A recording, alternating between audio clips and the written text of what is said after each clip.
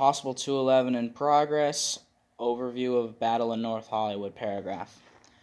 Armed with a number of rifles illegally modified to fire fully automatic and filled with 1,100 armor-piercing rounds imported from the ex-Soviet Union, Larry Phillips Jr. and Emil Matsaranu far outmatched the police when it came to the realm of firepower. That, coupled with extensive armor, it seemed as though these men were unstoppable, and truly, in essence, they were. At 9:17, a possible 211 in progress is radioed in.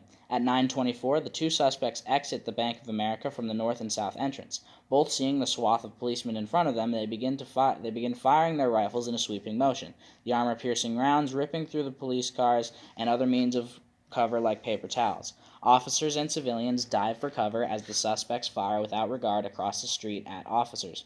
Bullet holes are later found in businesses, homes, everywhere. Officer James Zaborovan was at Phillips 7 and seized his opportunity to take the suspect down. He took aim with his standard-issue 12-gauge shotgun and fired at his back. When Phillips was hit, he merely stumbled and slowly turned around. Imagine the fear in your heart you must feel when the man you just tagged in the back with the strongest gun you are given merely stumbles and turns to meet you with an AK-47 filled with armor-piercing rounds and death in his eyes.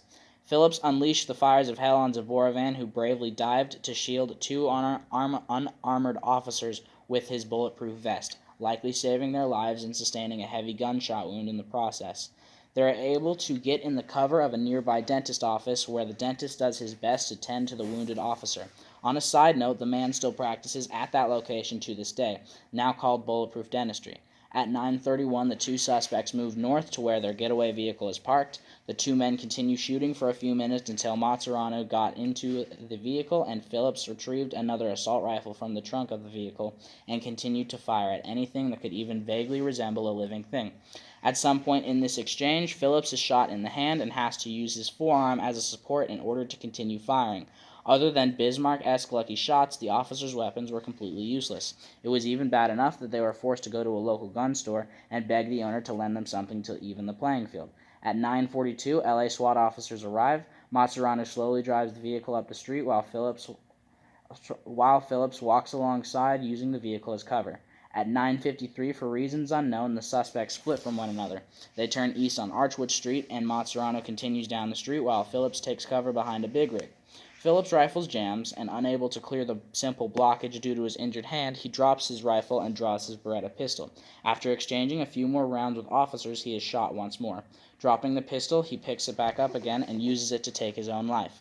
At the time around Phillips' death, SWAT officers are closing in on the other man, now finally with some firepower to rival that of their opponent.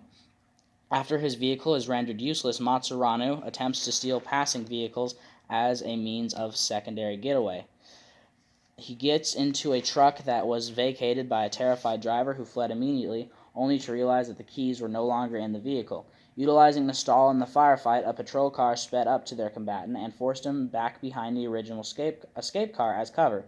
The officers dropped to the ground and utilized Matsuranu's personal choice not to armor his limbs to their advantage and shot him 29 times, blowing out his legs. At 10:01, Matsaranu finally surrenders to officers, saying, "Why don't you just put a bullet in my head?"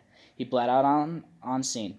By a miracle, no one was killed that day other than the two suspects, but there were numerous close calls and 20 overall casualties, 12 officers and 8 civilians. Call it what you'd like, but I believe it was nothing short of the grace of God that not one man, woman, or child lost their life that day, because Lord knows they could have.